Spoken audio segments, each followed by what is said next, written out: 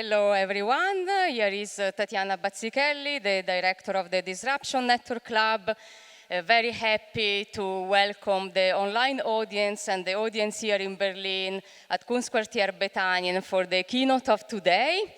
And I'm very, very happy also to welcome the yes men, Mike Bonanno and Jeff Walburn here on stage, and Cornelia Sollfrank. And as usual, I'm going to introduce our moderator, that is the great artist Klara Hobza. So I want to introduce her properly now, and I put my glasses.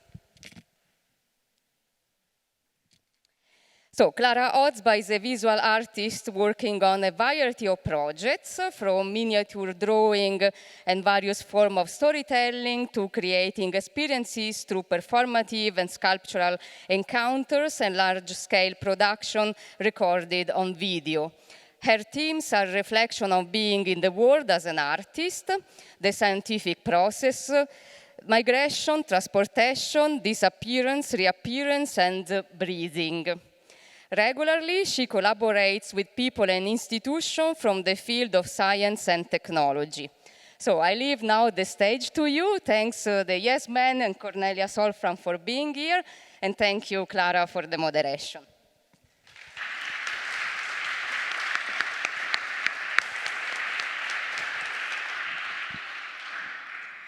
Thank you very much, Tatiana, for your introduction. And congratulations also from me on your big 30th conference.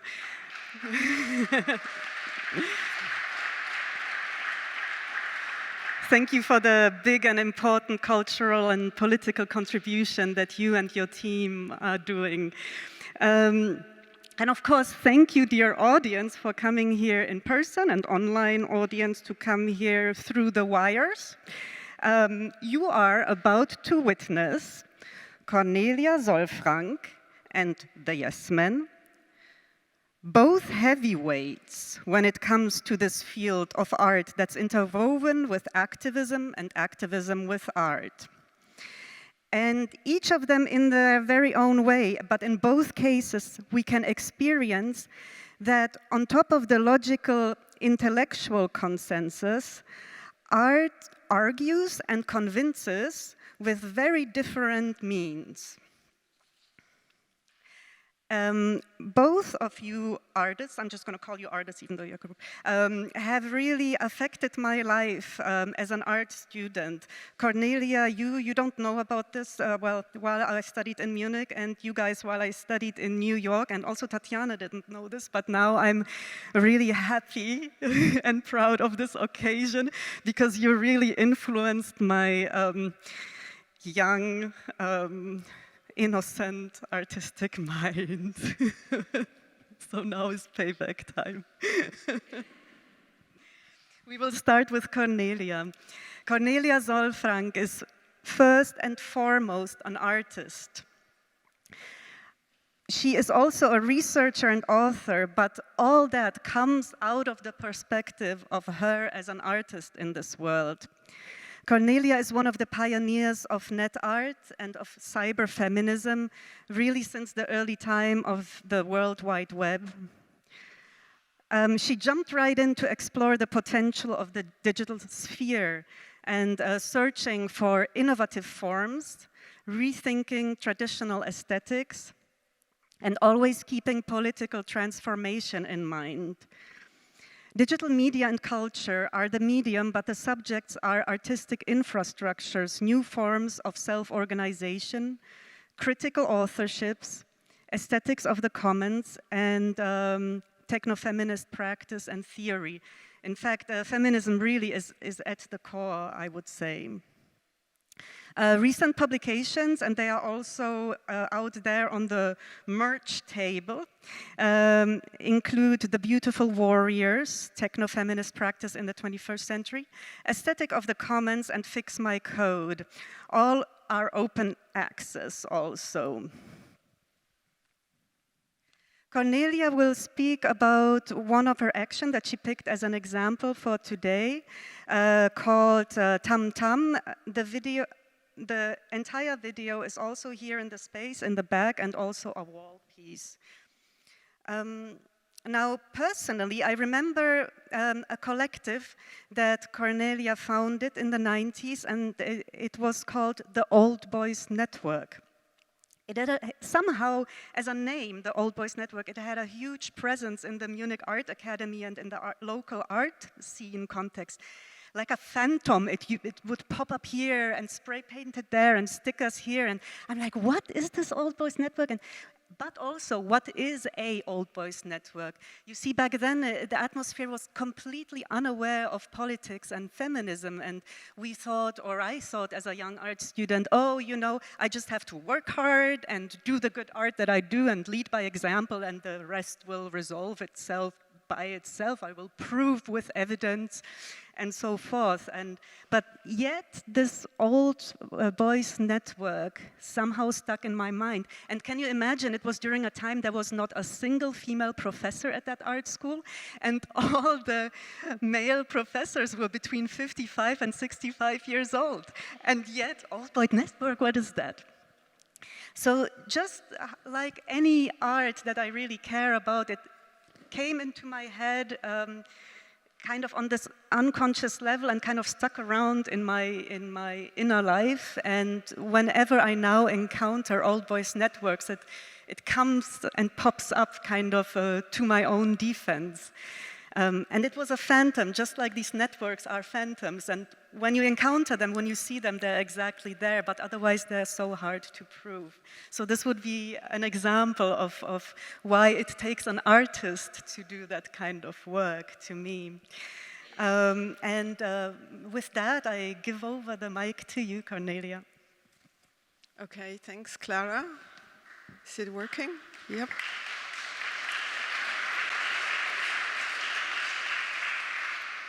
Thanks, Klara, for the very personal introduction. I'm moved and I'm wondering what I did to your young artist brain. I have to discuss this later.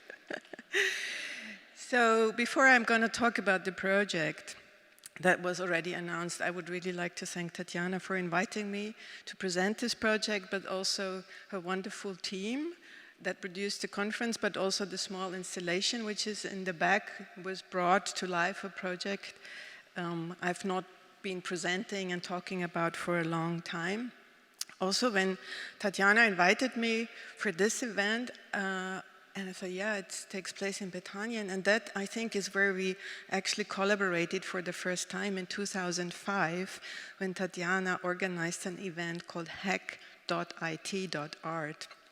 downstairs in the Kunstraum Bethanien, where I'd made some contribution about whatever, something in the context of cyberfeminism. And so it's been a long time that we have been interested in similar issues, but also what I learned from you and also visiting some events later in Italy is that the digital underground, the hacker scene, political activism, feminism, other political activism, and art are much more closely interwoven than they are in Germany.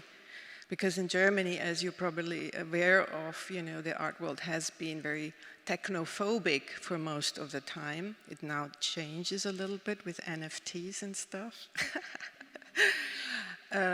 Political activists often think of artists that they just beautify or aesthetify, you know, serious issues. That is a problem. And the digital underground, I mean, the hackers, I have gotten to know, and they often think they are the better artists anyway. So everyone tries to keep their borders up and not collaborate. And that's why I think it's particularly important what Tatjana is doing, because she's bringing this spirit, you know, this Italian spirit of collaboration to Berlin and to Germany, and I'm very grateful for that. Thank you.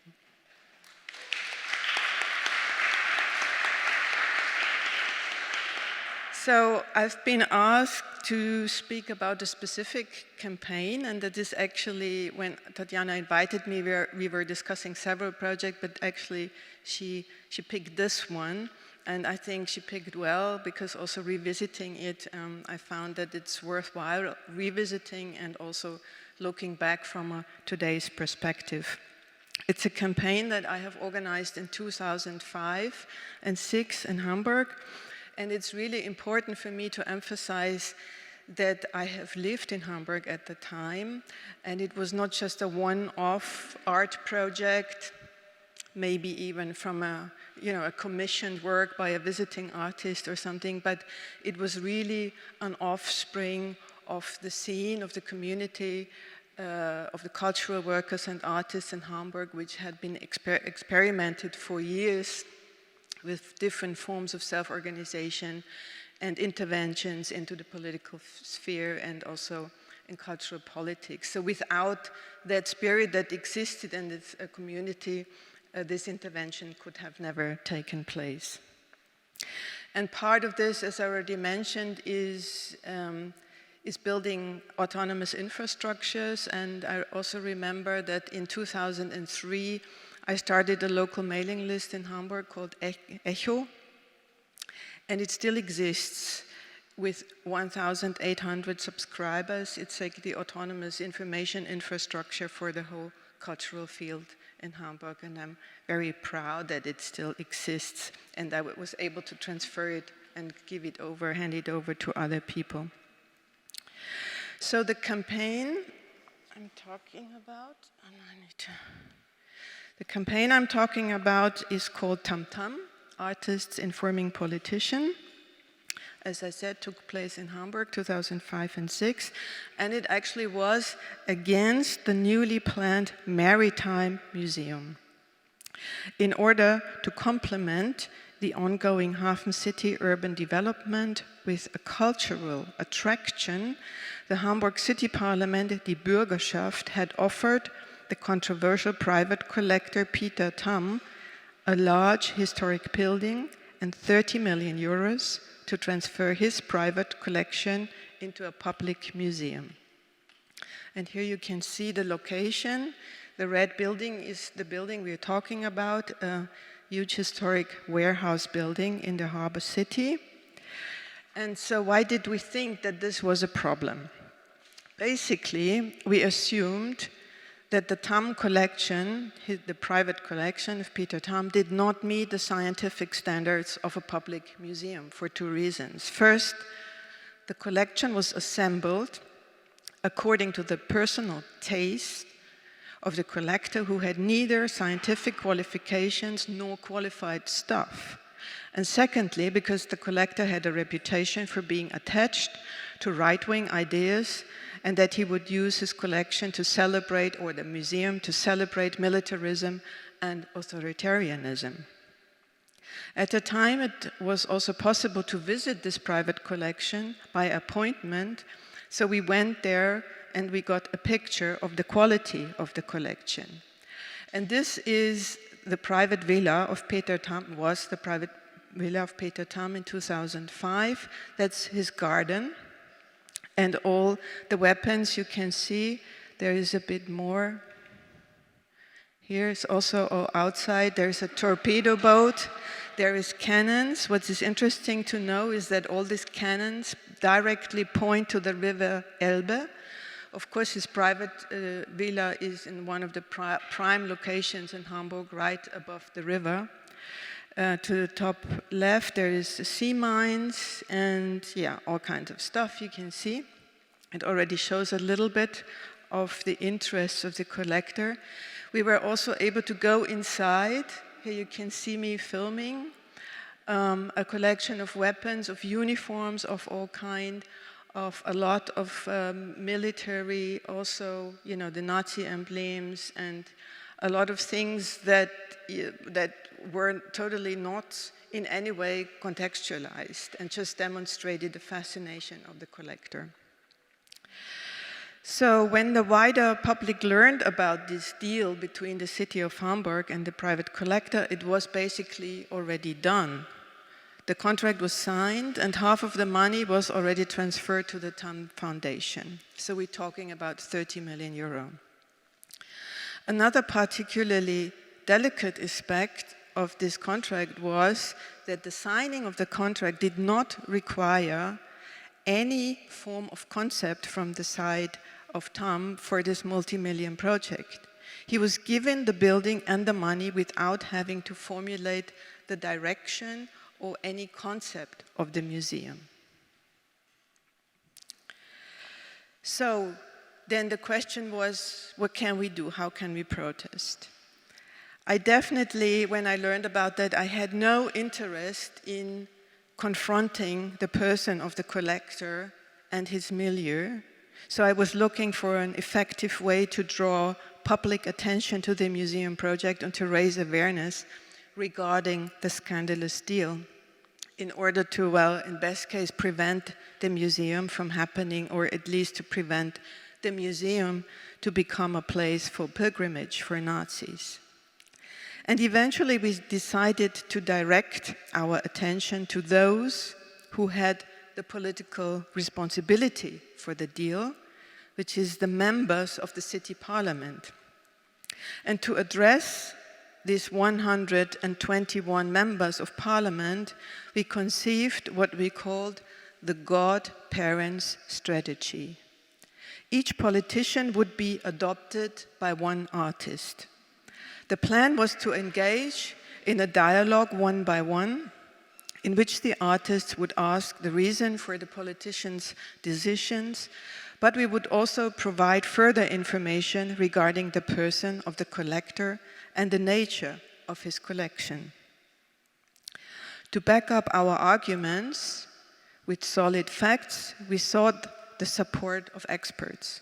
We turned to the Hamburg Initiative Against Arms Deals, a group of critical historians who had thoroughly investigated Mr. Tam, his collection and his networks, and published the result in a booklet with the title Tam Tam, eine Anregung zur öffentlichen Diskussion, a stimulus for public discussion. The printed version was available for €5, and it would play a central role in the encounters to come between the artist and the politician. It was given to each politician as a present by their artist godmother and godfather. And also, I put some of the booklets in the front if you're interested in having a look. So organizing an action in which 121 artists and 121 politicians are actively involved turned out to take longer and be more laborious than expected. Usually it started with a letter by the artist asking for an appointment for a personal conversation. This unusual request irritated all politicians, and only very few were happy to talk to their constituents. After all, the parliament had unanimously decided in favor of the project, so there were no votes against it. And having to discuss the museum anew would not only mean a lot of work, but probably also a lot of trouble. Christian Democrats generally refused to meet any artists and made their spokesperson answer on behalf of all of them. Until we got coverage on national media and newspapers, radio and television, who commented on CDU's disinterest in democratic processes, which led to a policy change, and then even Christian Democrats had to meet with artists and talk to us. So here you can see some of the documentation. Overall, it was an exciting time with lots of discussion between people who don't normally talk to each other. And this already started within the artists from different genres, different generations and niches started to talk to each other, but also with historians, with anti-Semitism activists, with anti-militarist activists, with journalists, local politicians, many of whom have never spoken to an artist before, and vice versa. And we felt empowered by the action because there was a lot of room for individual agency, which unfolded its potential by being brought together on a common platform. So here are some of the results of the pairs of the meetings. I mean, they all look quite happy that we have here, but it was not always this way. Here are some of the outcomes, and what I did not mention yet was that we put all the results, so all the meetings were documented by the artists in whatever form, free to choose, and put on a common website. The documentation of the manifold encounters were collected on a small website, a CMS, which proved to be an effective tool against the local mainstream media, which had tried for a long time to ignore us. The website where the whole campaign was documented also included background information, press releases, and other supporting material, and turned out to be a very essential part of our campaign. Because, speaking about media, it's important to note that our adversary, Mr. Tam, had acted as chairman of the board of one of the most powerful media groups in Germany, the 𝗧𝗰𝗁𝗍 Group, from 1968 to 1991. And as such, he had excellent connections in the media world, in particular, very great influence on the local media. After he could not ignore us anymore, he tried to take revenge on us with smear campaigns from the side of their newspapers against individual artists, but our little website has bravely defied these Goliaths. The old website was lost, unfortunately, in the process of changing servers and domain names over the many years in between, but thanks to Disruption Network Lab, I was able to make a reconstruction, also with the help of Dusan Barok. We retrieved many of the original pages from archive.org and embedded them in a new CMS. And if you go to the poster, to the installation in the front, there is also the QR code from where you can access the new website. The new website also contains a selection of press reviews that were another essential part of the campaign's success. The outside Hamburg media coverage was a lever to raise awareness of and attention to the problematic nature of the museum project, and so put a lot of pressure on the local politicians. In the entrance area, you can also watch a short video in which some of the participants report about their experiences. Plus, which is also very nice to see, this poster, a long list with all the names of the 121 artists and 121 politicians that were involved in the campaign.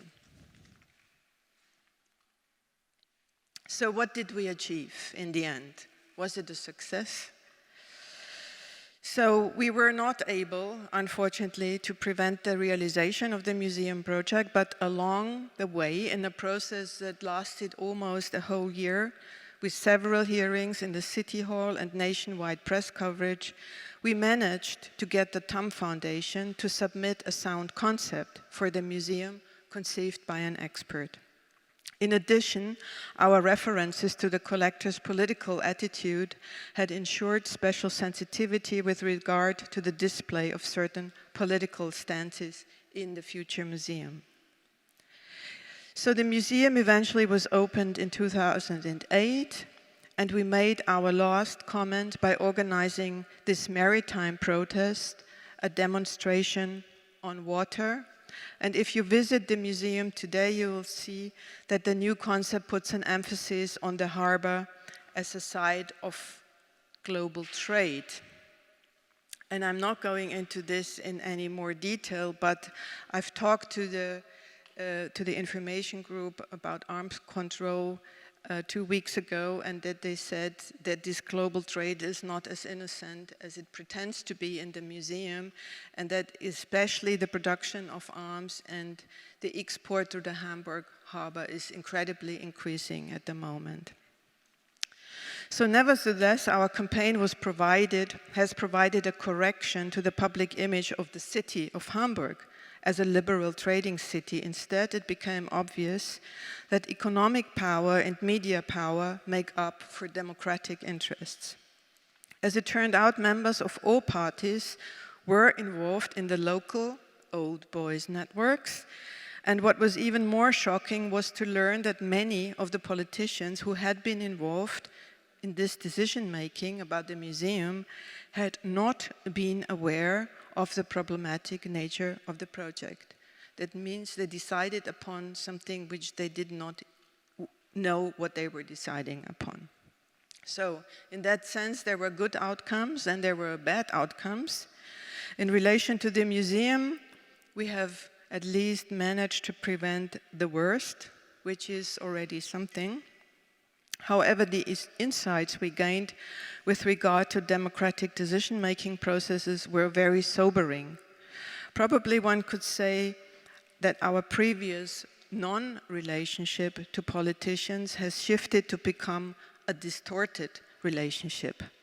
But for all, it has led to a deeper understanding of how the political apparatus functions, of which we are all part of.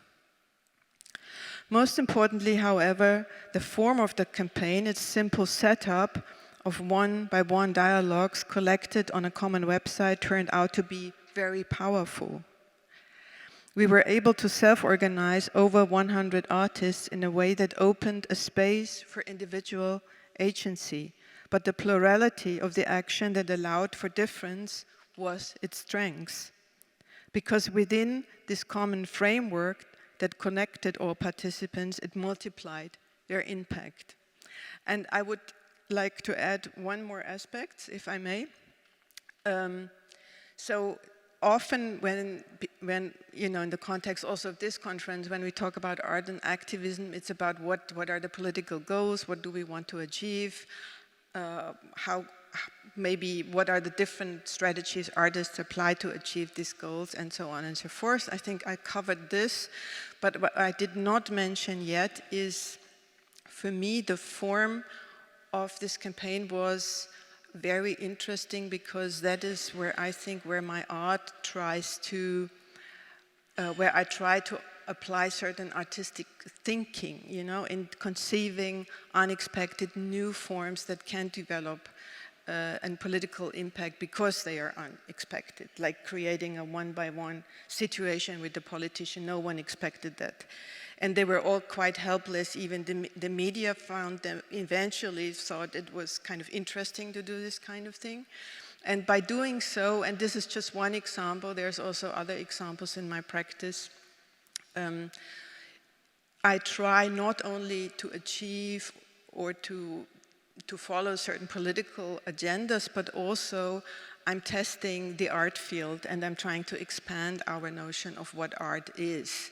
So it's not just about a political goal, but also, or it's also a political goal for me as an artist. I understand myself as also investigating the power relationships within the art world and also applying my work to showing them, to dismantling them, to undermining, and also to create alternatives to these structures. So, yeah, thank you.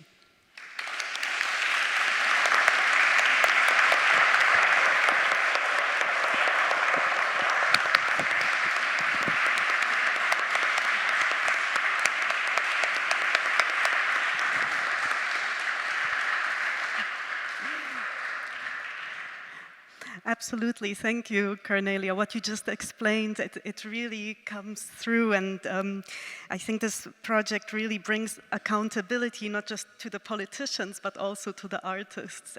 And I'm absolutely fond of this image of an artist adopting a politician. So, you know, helping them to come to age, so they become grown up, you know, as a parent, and so the politicians can grow up and take their own responsibility. And now to the yes men. Hello, hello. To achieve their activist goals, the yes men are best known for pulling off meaningful pranks against those in power, absolutely shamelessly. exploiting their stages of power, such as international corporate conferences, and hijacking all of the forms of media propaganda. Personally, I've encountered the Yes Men in New York in the early 2000s, first through my art studies and then as a volunteer in a couple of the actions.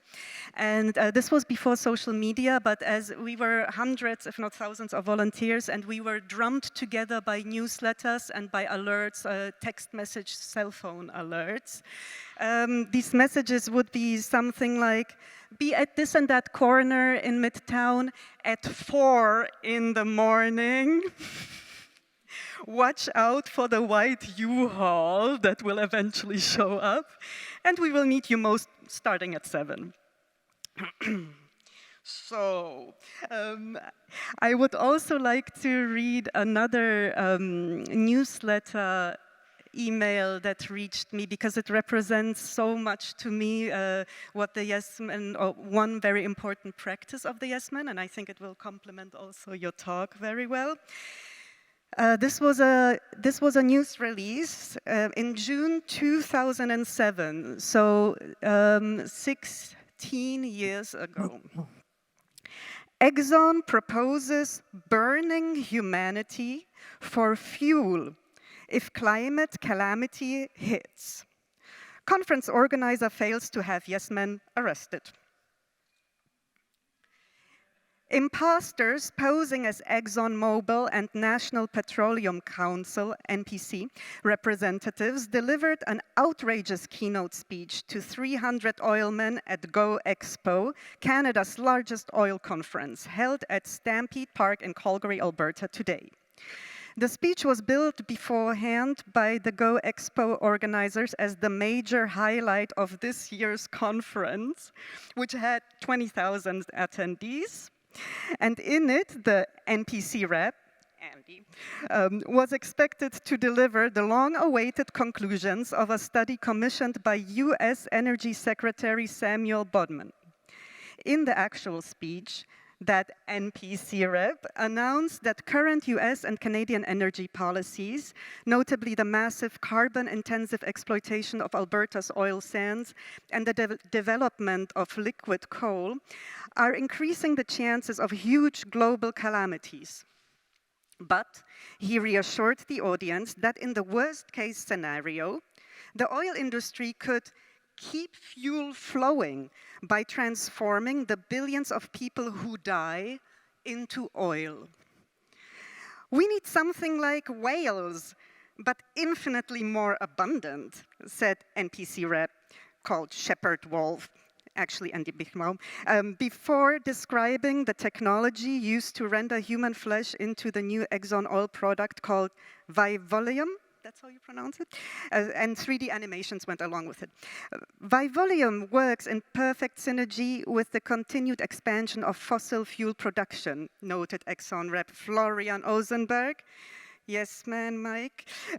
With more fossil fuels comes a greater chance of disaster. But that also means more feedstock for 𝗨𝗨𝗴. Fuel will continue to flow for those of us left. The oilmen listened to the lecture with attention and then lit commemorative candles supposedly made of 𝗨𝗨𝗴 obtained from the flesh of an Exxon janitor who died as a result of cleaning up a toxic spill. The audience only reacted when the janitor in a video tribute announced that he wished to be transformed into candles after his death, and all became crystal clear. At that point, the business developer director for the company putting up the event strode up and physically forced the Yes Men from the stage as Miller escorted Bonanno out of the door. A dozen journalists surrounded Bichbaum, who, still in character, explained to them the rationale of 𝗨𝗨𝗴. We've got to get ready, you see. After all, fossil fuel development like that of my company is increasing the chances of catastrophic climate change, which could lead to massive calamities, causing migration and conflicts that would likely disable the pipelines and oil wells. Without oil, we could no longer produce or transport food. and most of humanity would starve. That would be a tragedy. But at least all those bodies could be turned into fuel for the rest of us. We are not talking about killing anyone, he added. We are talking about using them after nature has done the hard work. After all, 150,000 people already die from climate change-related effects every year. That's only going to go up, maybe way, way up. Will it go to waste? Well, that would be cruel. And talking about climate change, I hand over the mic to you. Hello, so glad to be here. And Mike is here remotely. Can we see the first slide that we have? We want to talk about some more of these horrific projects. Oh, am I the one controlling?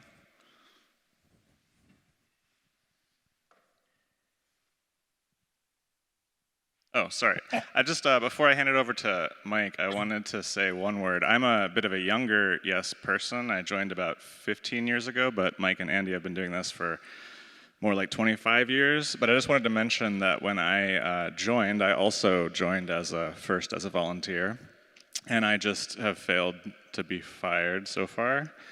And but you know, I wanted to say about this image, one of the things that I was really excited to find out when I first started working with them, in my mind I thought people who infiltrate conferences and TV and create fake websites that look like giant companies, I thought, well, surely you must own nice suits because you're dressing up as businessmen. And it was really relieving to discover that one of the first things we would do before any project is go to the thrift store and buy the cheapest possible suit, buy something that was actually ill-fitting and actually really bad. And I kind of love it because I think one of the takeaways for this mode of working is actually it's like more of a coup to do more with even less, with very little. If it's too realistic, if it's too sophisticated, it doesn't make the same critique about the permission that these white men give other people who look like them.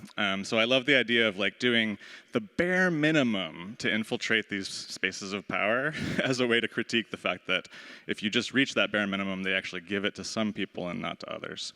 But I'll let Mike explain some of the initial thinking behind their work. Hello. Can you hear me okay? Okay. Hi, everybody. I'm Mike from the Yes Men. Sorry I couldn't be there in person. I would love to see people again. And hi, Cornelia. It's been a very long time. It's nice to see you. And I wish I could be there to talk about this stuff. But really, with the Yes Men, we've been doing things with disguise for years. And it kind of, when I say disguise, I mean all of the things that go with corporate drag, which includes not just clothing, but language, image, logos, websites, and as the technology evolves, you keep needing more stuff. It gets a little bit confusing because I think it's one way for the corporations to stay ahead is to keep making more and more layers that you then have to simulate in order to, fit in, to blend in like a chameleon.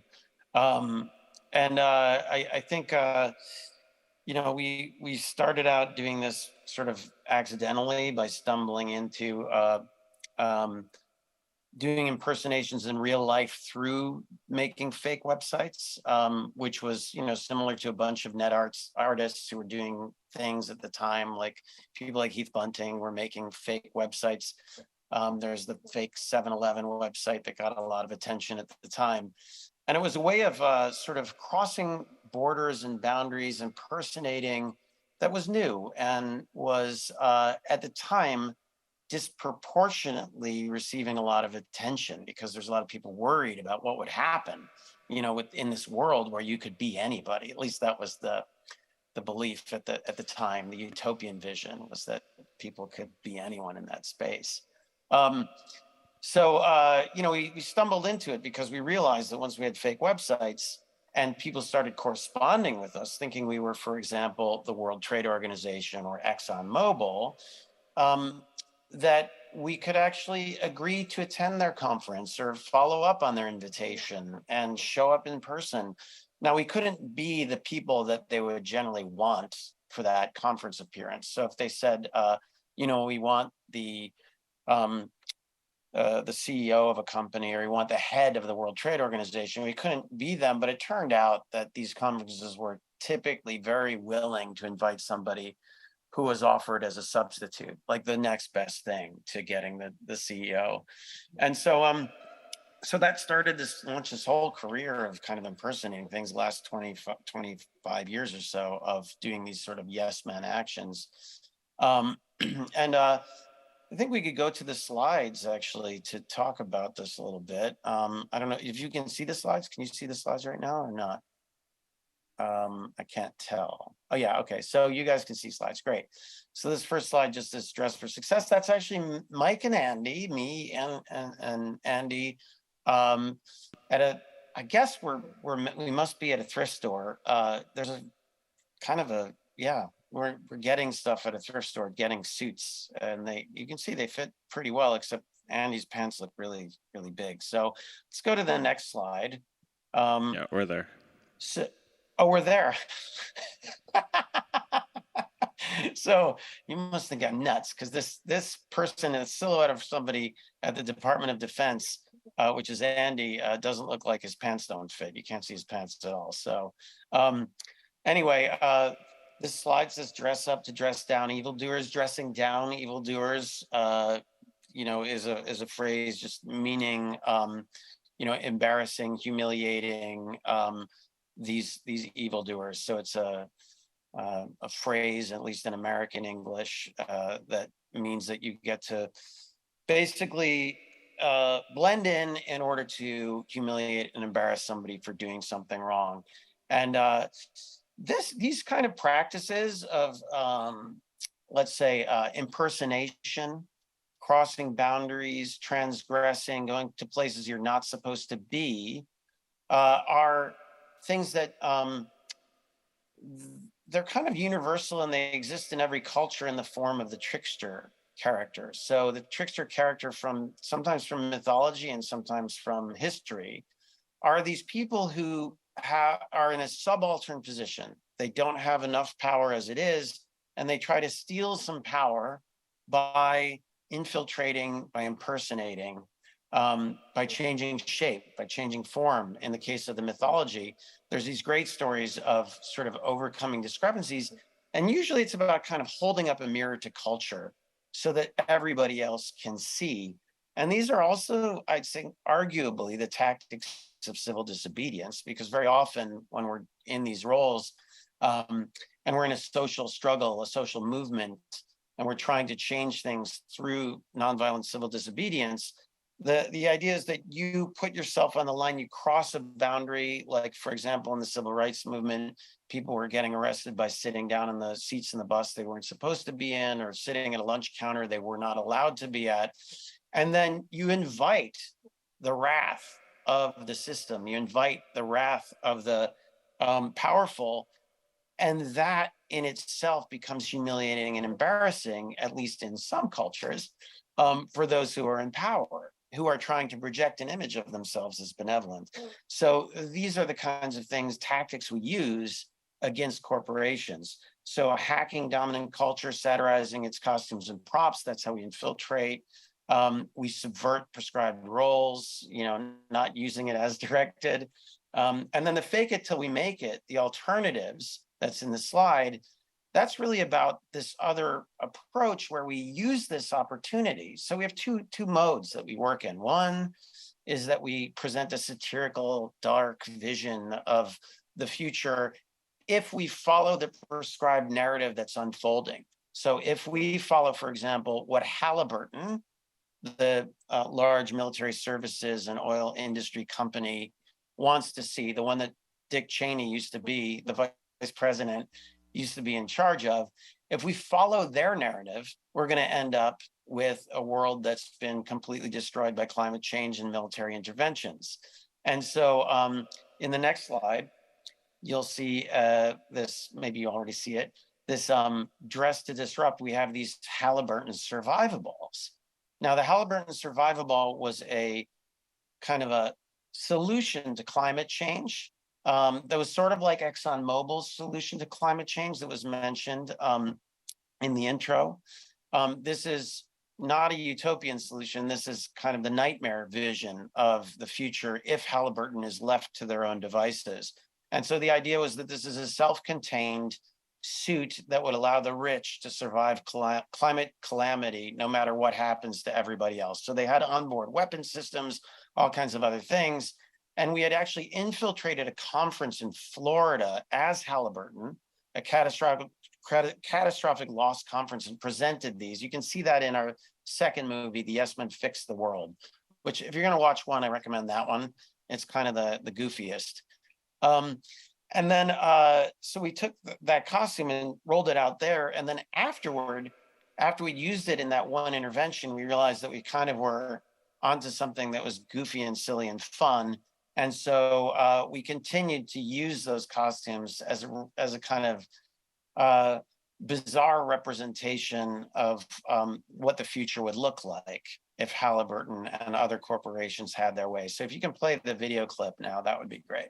In high definition, live, local, late-breaking, KHNL News 8 today. Okay, now for one of my other favorite segments besides Dash's extremely funny video postcards. They call it Couture for Climate Calamity, otherwise known as inflatable balls you slip into. This should be interesting. CNN's Jeannie Mose has the story of climate change protesters having a ball wearing balls. Oh my gosh. They look like a bunch of beached balls. An amazing new product that just might save your life. The 𝗧𝗰𝗺𝗺𝗊. So today we're launching Balls Across America. Everybody ready with the turtle position in case of a terrorist attack. Maybe they were mistaken for a terrorist attack. 21 𝗧𝗰𝗺𝗺𝗊s preparing to head upriver toward the UN, where world leaders were talking climate change. No wonder first one police boat showed up, then several more. They had a helicopter above us with a guy like tethered outside the helicopter like this, ready to leap. The 𝗧𝗰𝗺𝗺𝗊 stunt brought to you by the Yes Men, who not so coincidentally are promoting their new movie featuring anti-corporate stunts they've pulled, like impersonating a Dow Chemical spokesman, managing to fool the BBC. For the first time, Dow is accepting full responsibility for the Bhopal catastrophe. Frequently cited as the world's worst industrial disaster. In honor of the UN Climate Summit, the Yes Men put out a fake copy of the New York Post and followed that with this, a waterborne assault on the UN by 𝗧𝗯𝗺𝗺𝗊s meant to help mankind survive. Ice age, hurricanes, droughts. It's a gated community for one. Not a very comfortable one. You may have to duck in a little bit. Doesn't make me look fat, No, you're looking good. Am I inflating? You're inflating. Some of these actually fit much better. And though the 𝗧𝗯𝗺𝗊 protest was accompanied by the song, I Will Survive, the protest didn't survive long. Minutes after wading into the water, the 𝗧𝗯𝗺𝗺𝗊s were in retreat, and one of the two main Yes Men was cuffed and taken away. Oh, here, I'll come around the back. I'm in right behind you. Excuse me? Yes. It actually goes over your head like this. Oh, sorry. This is one climate change protest that ended up on the rocks. Jeannie Mose, CNN, New York. Okay, so they can survive a drought, they can survive an ice age, but gated not community. the police. A gated community for one. I love it. That's really thinking outside the ball. Oh, goodness. You had to go there. Oh, my gosh. That's my Halloween costume. How awesome is that? Idea. Yay. Oh, thanks, 𝗧𝗯𝗺𝗺𝗊. And thank you for waking up with us. You're watching KHNL News 8 today.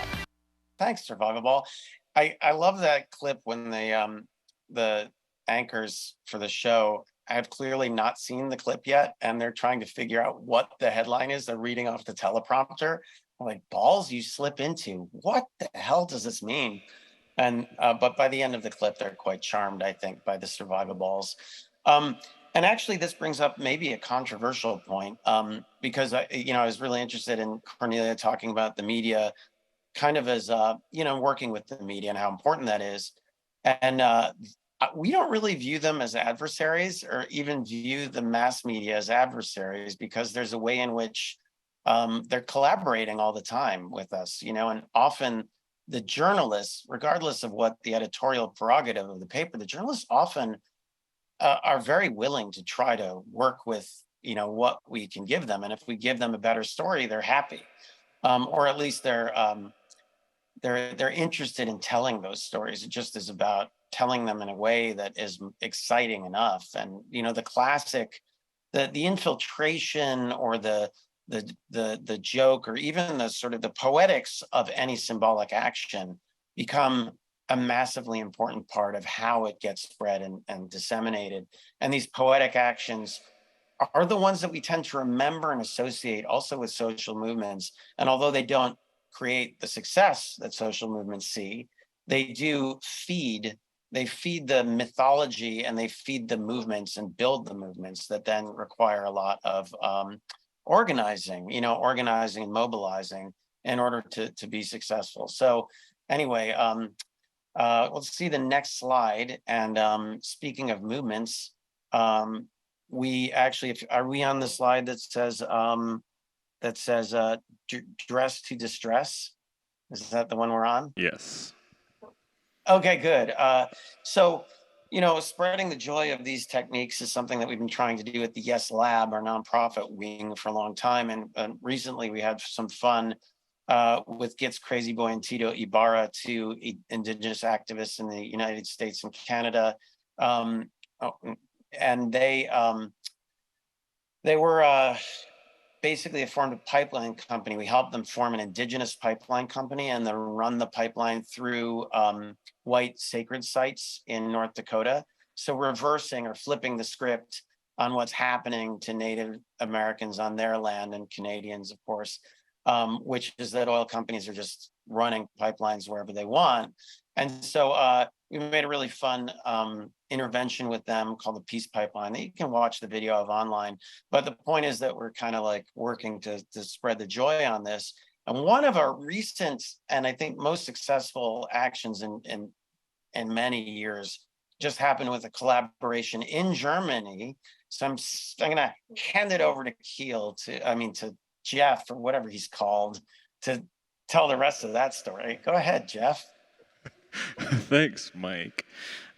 So yeah, more recently, just in January, we did this project called 𝗤𝗏𝗏. It was a interesting project because it kind of synthesized a lot of the elements that the 𝗬𝗏 have been playing with forever.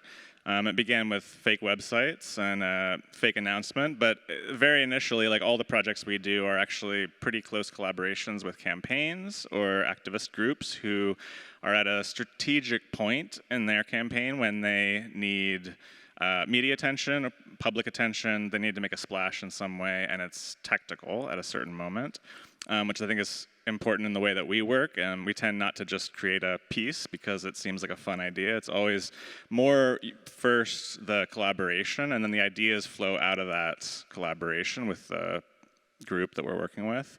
In this case, it was Clean Clothes Campaign. You should definitely go check them out, cleanclothescampaign.org. And specifically the Pay Your Workers campaign, which was trying to pressure Adidas to pay owed back wages to garment workers in Cambodia and some other countries. This is money they'd actually legally earned.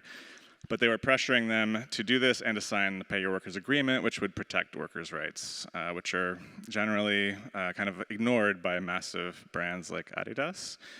So we came up with a really tasteless idea, dark, humorous idea, to announce that Adidas was going to do the right thing and pay them finally by selling a new line of clothing that would actually honor the workers' suffering visibly by being pre-distressed by the workers themselves who wear the clothes before they're shipped to Europe and turned into haute couture by designers. Initially, this could have existed entirely as a digital action. Most of the actions we do live entirely online on kind of platforms. But thankfully, we connected with some brilliant activist designers, Threads and Tits, who I think are here. And they made it a reality wear like a real reality by actually making a whole line of sportswear that is really dark and tasteless and disturbing.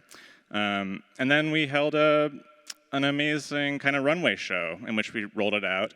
This coincided with, of course, a series of press releases and announcements. I think part of what you see in the Survival Ball video and in this project are good examples that I think is useful for many artists and activists alike to remember that they don't just pay attention, like we actually have to actively deliver the entire story and all its elements to them and really try to encourage them and work with them, sometimes surprise them and prank them, but usually it's actually a collaboration with the press in order to get them to pay attention and to sort of engineer our story into it.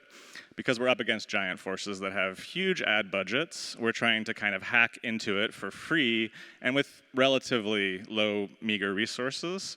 So the way to do that is to be shocking or funny or both.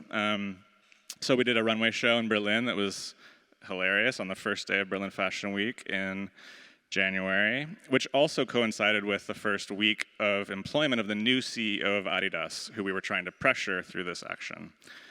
Some amazing clothes. I just want to show this one clip from. So there is a film that's being edited right now that will tell the whole story that we'll release a little bit later. But for now, here's just someone on TikTok talking about it.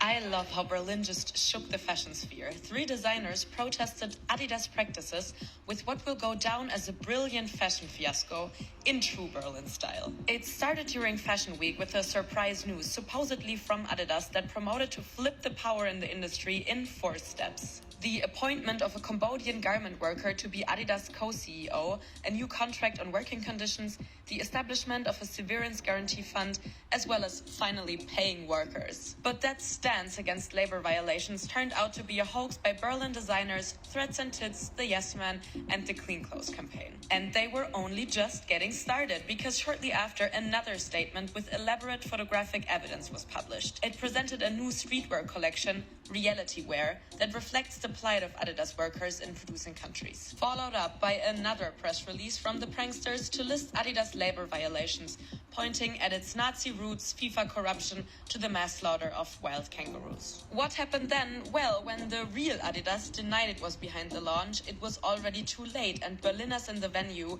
were stoked to see the show, and were left slack-jawed by the tasteless Reality Wear runway.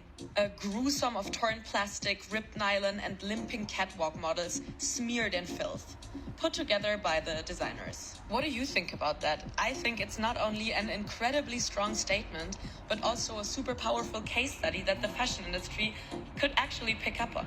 If you think so too, you can sign their petition under the hashtag #PayYourWorkers. So this was an interesting project too, because we have worked, of course it did get press attention, and it's an interesting combination of ways that we worked in the past, because this was both a utopian kind of announcement saying a former garment worker from Cambodia is becoming co-CEO and taking over control, positing something they should and therefore ought to do. But at the same time, on the same day, we were doing this kind of dystopian version of it, where we were bringing in a kind of dark solutionism. Their idea of like how they can do the right thing is by selling more products that are just more like kind of greenwashy. Yeah, I think that's all we have, but yeah. You were really in touch.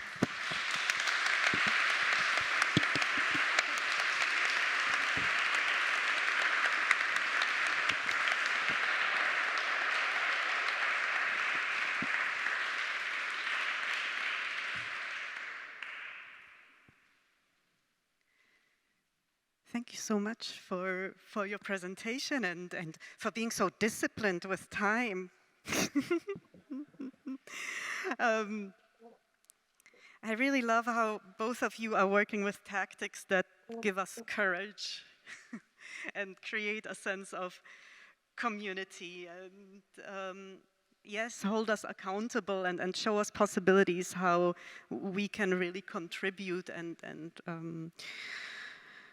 one question that I kept asking myself throughout both of your presentations is really the art question. I mean, Let's start with you guys, Jeff. I mean, does it even matter if you're artists or not? Or are you guys artists? Is that a discussion you're having? It's not something we talk about, I think, but our work is, I guess I would say, for me, it's useful when it's useful, and it's useful to be activists when we're seen as activists. So I think it can exist in whatever realm is tactical, whatever is strategic, especially for partner organizations. Generally, I think that political groups and activist groups, and especially big NGOs and civil society groups, need more creative tactics because what they do is stale and we're used to it, and the media is used to it, and their targets, their opponents that they're trying to pressure, are used to it, so it's easy to ignore, and so they need artists. And I also think that artists should try to make an effort to tie their work to the needs of activist groups as well. I think it can be both in my mind, but I don't know if Mike has a different addition. I agree. I agree. It can be both. It can be both. And, you know, I guess I'd ask a question, maybe just to add to that. I like the recent work that climate activists have been doing by throwing food onto art. I think it's an amazing gesture in action painting. And so there's a provocation. I think that that's good art right there. But they don't identify as artists, but they're clearly engaging with the history of art.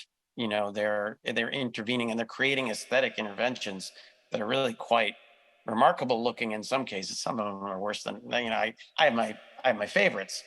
You know, I prefer mashed potatoes, I prefer tomato soup, but they're doing these aesthetic interventions in art spaces, and I'd say that seems like they're artists, but they're not, nobody's calling them artists. So I'm just wondering, like, yeah, like, what's wrong? But anyway. I think despite yourselves, I think you're really amazing performance artists using the material of political protest, no? If you flip You know, it's funny because what I keep learning to relearn what it is that I'm doing. Over the years, you don't really, sometimes you just think, oh, I should do this thing. And yes, we all have like looked at and studied art in different forms and are inspired by performers, artists, by people doing experimental theater, by, you know, people who are outsiders but are doing some kind of political interventions, by activists who understand the theatrical aspects of things, by people who are involved in civil disobedience protests. You know, it's just, there's a lot of kind of cultural inspiration, and the categories don't really, you know, I think that what Keel was saying too is that the categories serve to fit things in a frame for which there tends to be some kind of infrastructure. And if we can make use of that infrastructure to tell the stories in ways that allow us to do it, in other words, that get funding, that get support, that get people involved, people are interested in art, maybe join up with the groups in order to do something that's art. But we might have somebody who doesn't care about it, who joins for another reason, like plumbers, for example, who loved plumbing, and we have to do more plumbing projects. That's a great action idea. We should definitely organize some plumbers to do something. Well, it works really well if you go into a building and threaten to undo the waste lines at the ground floor, and you have a giant monkey wrench with you, they generally do what you want. Yeah, people comply. Thank you for that image.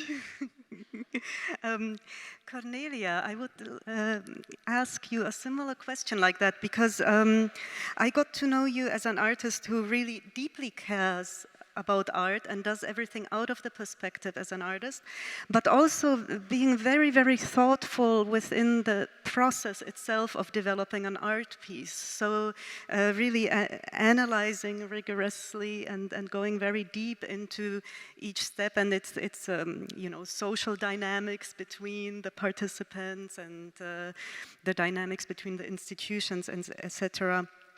So I suppose, what to you is the relationship between art and politics in your work? Of course, very complex question. So where to start? I think generally that we have a very restricted understanding of what art is and art can be, which has been produced by certain art institutions, art history, art academies, etc.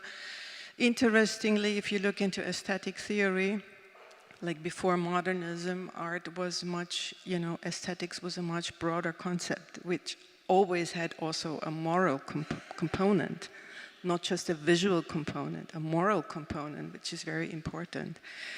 And this, as a background, or if you look also in historic examples where art was given a different role in society, for example, after the Russian Revolution, artists came in powerful positions in the new state, and they started to conceive new forms of art education, and the artist had a very important role in the state to transform it to communism. If you look at this example, say, wow, yeah, does it really exist? We never learn about this in art education.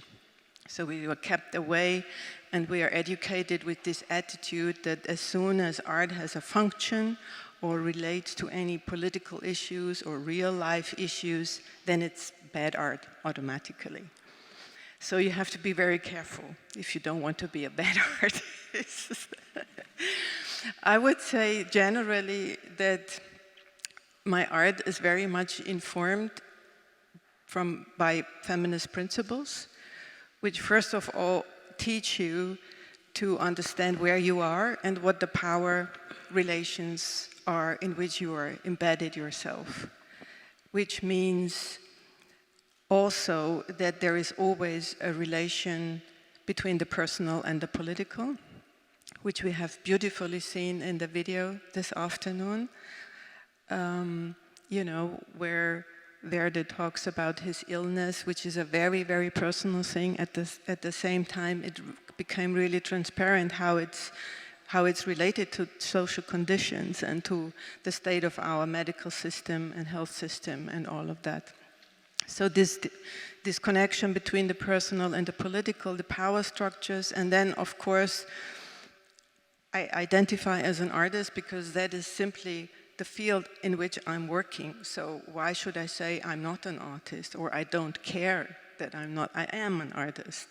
So, and for me, that brings a responsibility to also look into my environment and see where do I have power over other people, or what kind of powers are, am I exposed to in this system to function, to whatever I have to do to be able to survive in this system.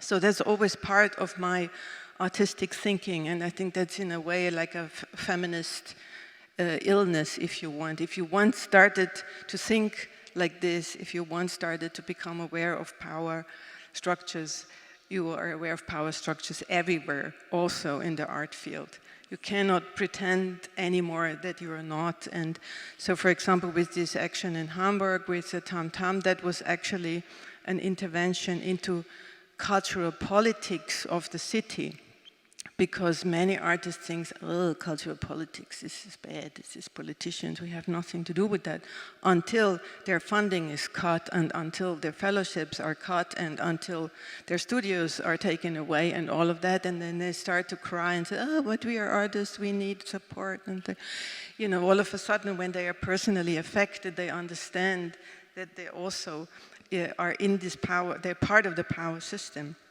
And I think that we intervened in cultural politics just demonstrated an awareness that also, and it showed we were playing, actually, the campaign was called Artists Informing Politicians, so we were claiming expertise in the cultural field because we are professionals in the field. We can claim that we have certain knowledge that obviously the politicians did not have in the field. And so we kind of educated the politicians in that field. So it's another aspect of, how I use this role of an artist or how I see it. And it's not like that it's a determined thing. It is being negotiated in every new situation, with every new work, with every new occasion where I do something. And very often, I think, where is maybe where I try often to act in a bit of a different way than the yes men is in some of the works I did, like the larger organizational works, I would say I try even within the situation or the projects to apply democratic principles. And for example, within the Old Boys Network, our slogan was "The mode is the message." So it's not so much what we want to achieve, but actually the message is already how you do things, you know. And that is, again, a very feminist way of thinking. So that is a short answer.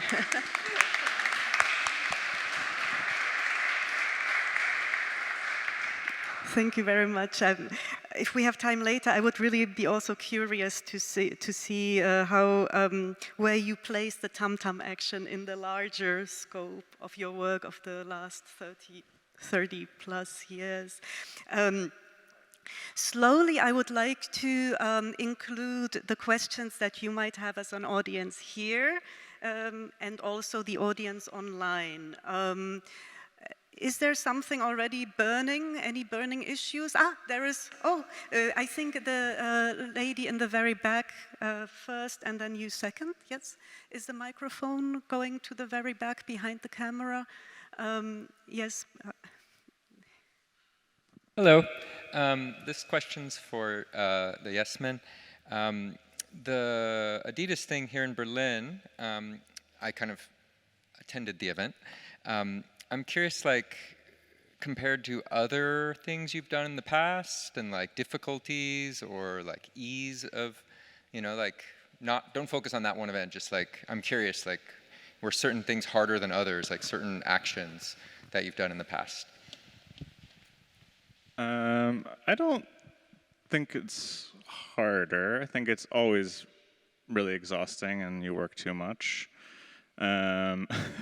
It's not about difficulty, I guess. We're terrible capitalists. Like, we're really bad at, you know, making this work sustainable because you end up working forever ad nauseum until you know, the deadline.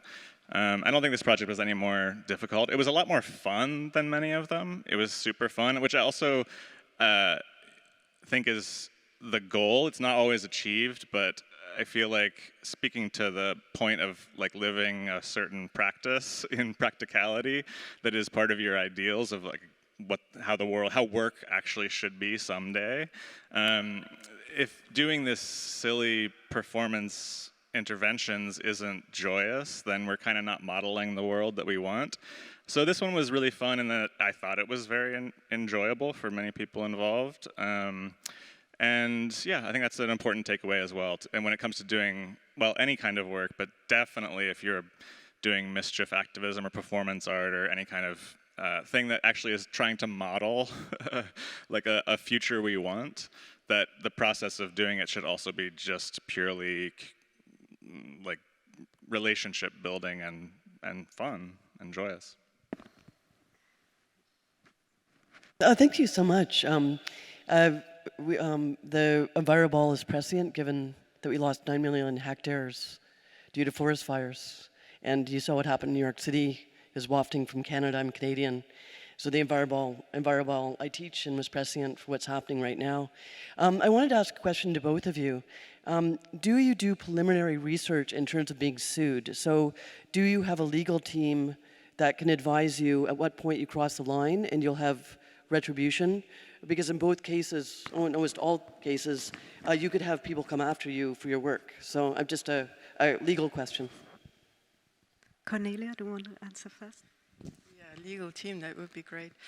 Now, we were naively kind of stumbling into that, not really understanding, you know, who this person is. I mean, in a way, yeah, you know the facts. Okay, he was CEO of this media group. I mean, you know, only slowly, when you do more research, we understood that he was the person who was responsible in the '68 student revolt, and later with Baader-Meinhof, that really did the campaigning against, you know, and he had a lot of blood on his hand. So that was the person we were like targeting. It is very uncomfortable, but at the same time, we didn't do anything we didn't do anything illegal. We were just talking to politicians. So they could not target us. What they did was they were scanning the list of artists and they were exactly looking up every person, and they found 2 people that they could use as entry points. One was a filmmaker, my friend 𝗨𝗺𝗺𝗶𝗴. He was member of 𝗣𝗿𝗰𝗰𝗴 in the 70s, and he was also convicted to prison and so on and so forth. That's what they picked on at first and said, wow, now the terrorists are against the museum and blah, blah, blah, blah, blah. We have all the newspapers, like 1-page newspaper articles doing propaganda against us. But it just showed how helpless they are. It was actually ridiculous nonsense. So there was no, we had 2 cease and desist letters with our website. It was maybe through the back door. It was for copyright stuff because we used 2 pictures that we were not allowed to use, and we had to pay a fine for that, which was also ridiculous, So one of the artists, he had taken a portrait by a professional photographer, and the lawyer of the photographer sued us for using this image while he had given us the photo. He was not aware himself. So kind of this ridiculous side effects, but the big battle, from the media against us, they had no chance because there was no entry point where they could do anything to us. Yeah, and how about you guys, 𝗨𝗺𝗺𝗀𝗴? I'll throw this to Igor, but I would just start by saying it does help that our work is actually intending to provoke the targets, like the CEOs and the people we're trying to agitate them. So we're always actually really seeking out a response from the most powerful, and that's kind of an ultimate goal. So it is helpful in the legal arena when that's actually what we're setting out, is to make them do something silly. Do you have anything to add, Igor? Yeah. Yeah, the idea is to get them to see you. It's not to avoid that. There's most of the things we do are in the United States. If you're operating, they fit within the framework of free speech. They're about political speech. Different countries have different laws about that. Some of them are more repressive than others. But when we're operating in the United States and some of the countries in Europe, we can sort of count on a reaction from the corporations, and hopefully the stronger the reaction, the better. If we can actually get them to take us to court, get them to sue us, then we have the opportunity to talk about it in court. And so as activists, it should be kind of like considered a tactic, a legal activism tactic. That said, you do want to decide at some point in that process when to not go to court, right? Because in the US, at least, when we have some opportunities to back down. So if we're impersonating a corporation and we've used their trademark and stuff like that, and then they threaten to sue, we can decide to say, fuck you, and yes, sue us, and then and see if they do. Most of the time they don't. But then we can also consult with lawyers to say, if this case goes to court, will it be setting positive precedent if we win or lose, and do you think we're going to win or lose, right? Because so there's tactics beyond just baiting the corporations that involve the legal process, and the way that law is built in the United States anyway is based on precedents. And so, for example, if you could take a case before the court system, and it could work its way up to the Supreme Court, for example, where they would make a decision that would impact all the other future decisions about the courts in the world. So you need some lawyers to advise at that point. And we use the Electronic Frontier Foundation. And so if we have a case that's moving forward, they will usually give us advice, and they'll say, and if we're in a good position to talk to them beforehand, we talk to them beforehand and they say, oh, well, do it a little bit like this or a little bit like that. And then if you do get sued, it's more likely to be a better case for us to move forward with. So there's a way to sync up what you're doing with the legal activists, and try to make it more effective that way. That said, we've never had a case that was like successful in that way and challenging case law, because the one time we were sued by the U.S. Chamber of Commerce, the case was, it was 4 years after they brought the case, and then eventually, once it was moved into court, the U.S. Chamber of Commerce backed down. They didn't, because I think they didn't, most of the time it's like at least in the United States, most of the time, it is a case of a game of chicken. You know, they're just seeing when you're going to fold. They believe that you should be afraid, and they work with that fear. And I think that is a huge, huge problem, that we as activists and most people are afraid of the legal system and of corporations ruining your life. So the trick is to make sure that your life is pre-ruined. You know, you have to not have a lot of money. You have to not have a lot of money, and you have to kind of have pathetic, you know, job where you have a lot of time on your hands. And then basically they can't do anything to you in the civil court system. Now, the criminal court system is different. And for criminal laws, which, you know, put you in jail, where the state is prosecuting you, then it's like a whole other system in the US too.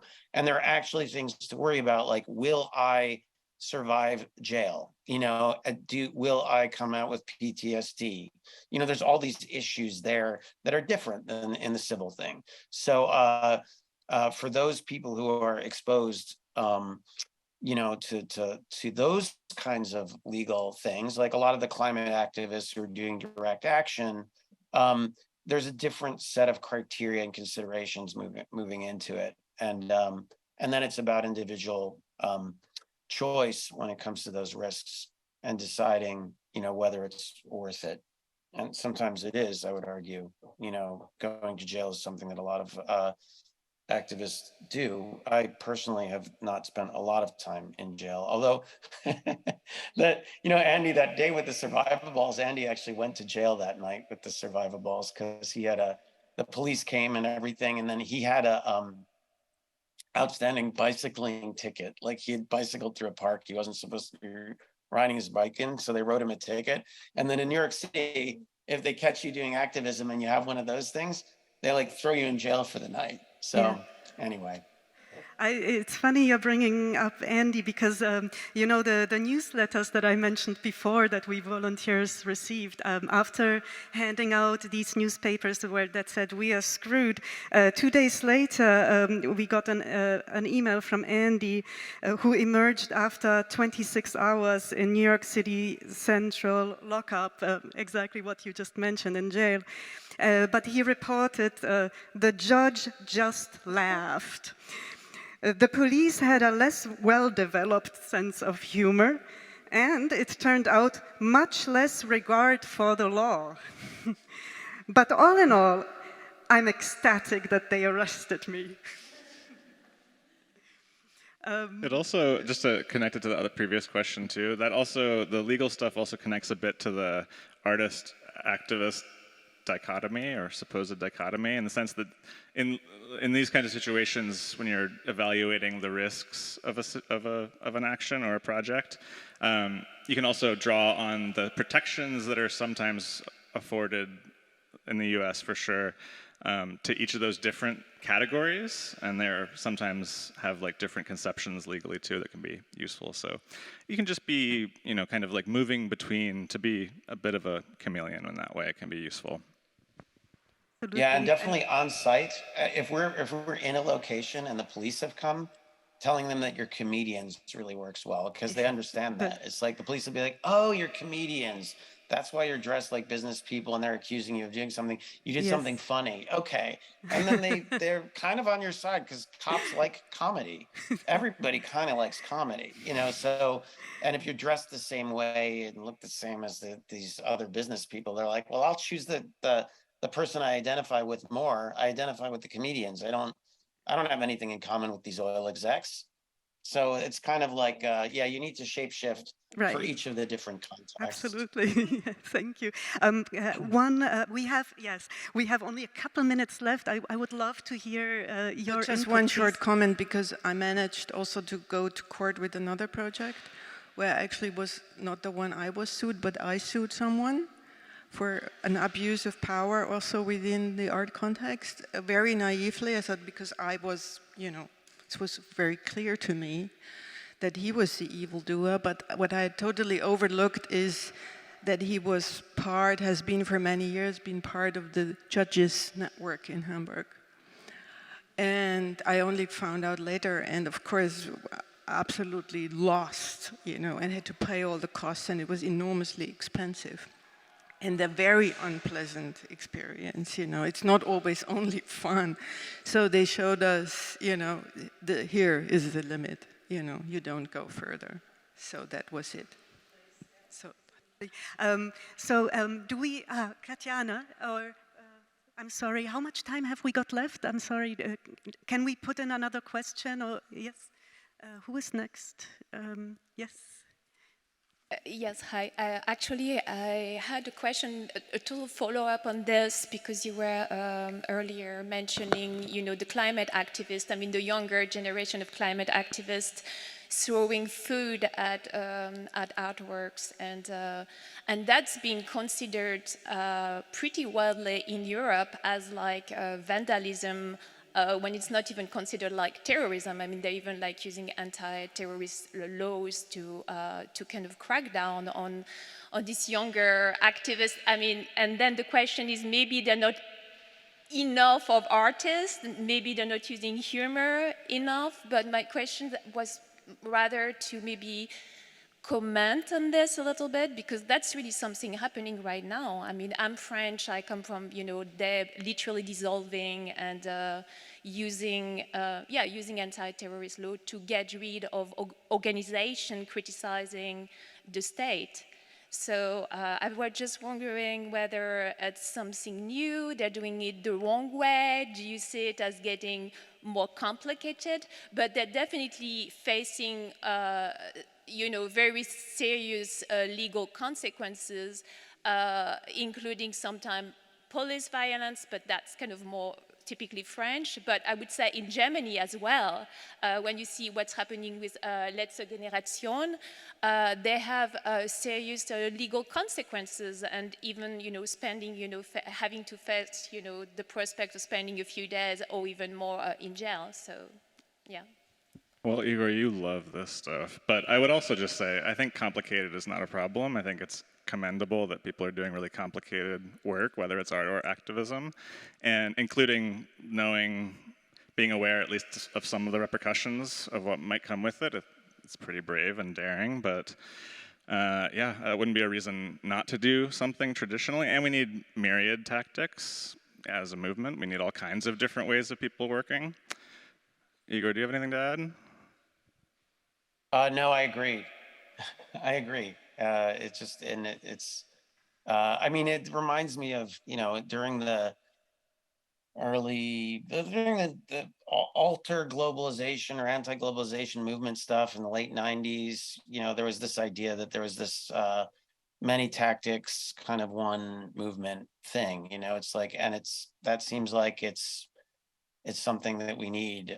We can't dismiss any tactics now that are working toward the goals of shifting the narrative.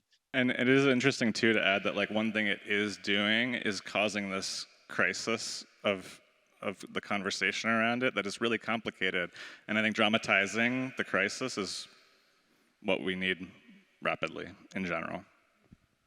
Absolutely. Tatiana. Just wanted to comment also a bit on this that was brought up, because I think what is important that also we were discussing is the extent of power that we are trying to fight. And I think I found it very interesting also this debate among having the media as allies and trying to have people that actually write about your action and actually have the media against you because you are also interfering with their power. That is what we saw also with the 𝗬𝗏𝗏 initiative, because actually the guy was controlling the media.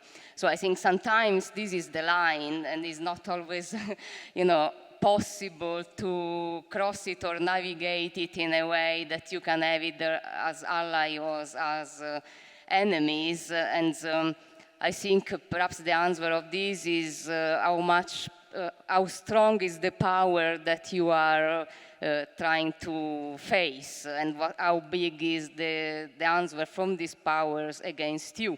That also connects to the question of Nadia. So I was curious also to know from the Yes Men if they actually had problems with the media in terms of not having them as ally, but basically having problems to make them right. Depends also how much you piece off these powers.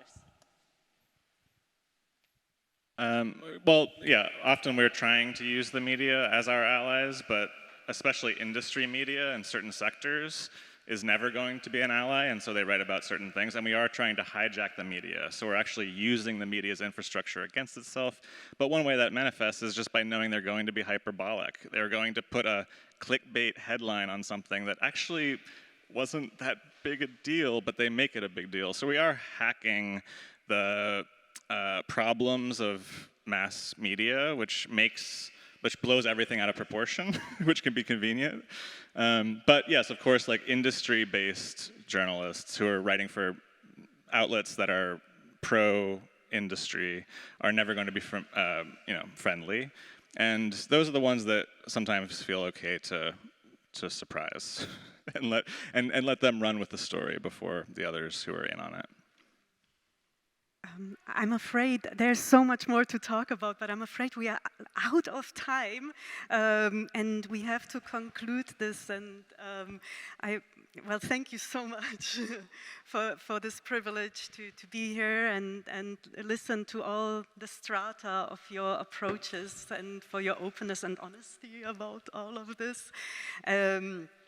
I suppose one short quote that I would like to give as finishing words is also something that I noticed in the panels and presentations of before today and also of yesterday, is that, as you said, we might be really terrible at capitalism, but in general, artists and the left are really good at hope. So thanks a lot.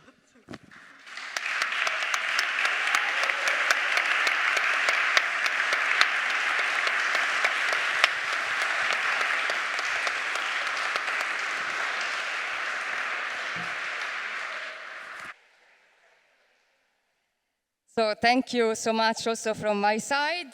And just a second, I'm closing the panel, yes. Don't run away so fast. So I wanted to thank the Yes Men, also Mike that is following remotely. Thanks for being with us despite the early time. And thank you, Cornelia, thank you, Klara, for your great moderation. And now I wanted to say that we have a break of 30 minutes, and then we will start again with the next panel that is entitled Breaking Evil, Artistic Action for Justice, together with the 𝗧𝗰𝗁𝗁 Collective, the Still This Poster, and Michelle Tilitsky. So please come, because also will be the conclusive part of this conference, and we will go on speaking about art actions, and I would say also hope. Thank you.